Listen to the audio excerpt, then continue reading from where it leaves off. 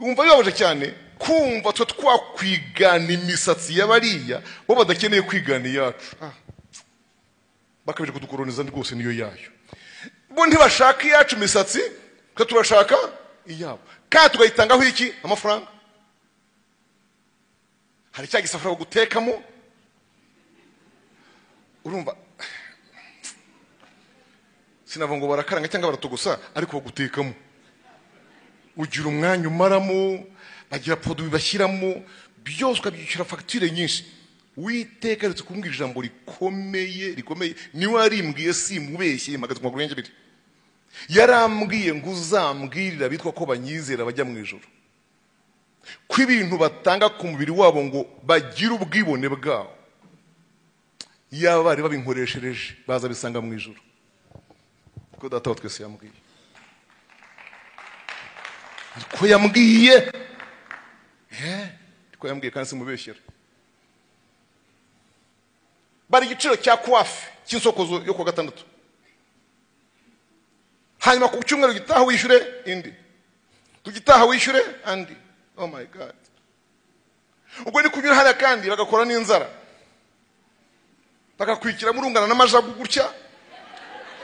Urundi basetsa hangaha, urundi bakwikiye hangaha, basizeho verini na kore byose bigafata ukavangaho intoki uzitwaye urya nk'urwaye ishitu. Izi nzara nizo kwishima. Ntabwo wishimaga. Izi nzara ni zakavuruki. Ndi umwigisha munyihanganire. Kuko hari genza amara kwigisha mvangaha ntahe. Imana yarampamagaye ngo nkore mu gihe kiruhije kandi yarabimbwiye. Irambwira ngo nguhagurukize mu gihe kigoye Michel. Irambwira ngo imyaka yawe nyisubije inyuma. Ngo nguhinde umusore kuki mfitaho ibyo kunkorera. Irambwira ngo nimbwiza abantu kuri. Montre-moi l'importance de tes ongles. Nyereka agaciro k'inzara rumwe rugura 1000 cyangwa 5. Ikiganza kimwe kigahitana 30. Nyereka agaciro kazo. Usibyira ry'amaso n'iry'umubiri n'ubwibone. Kandi kamaro nakaye.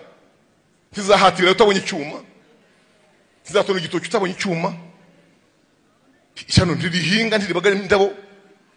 Nudo gutyo.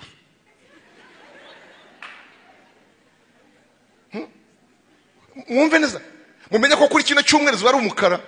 Kugitaha ari ubururu. Kukindi ari umweru.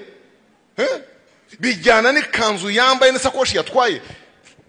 Ayo mafaranga arajyahe arazira iki? Witeka rimwe ngo mbabwire ngo yo ngayo muya mukoreshereje. Mwaba mubikije mu ijuru.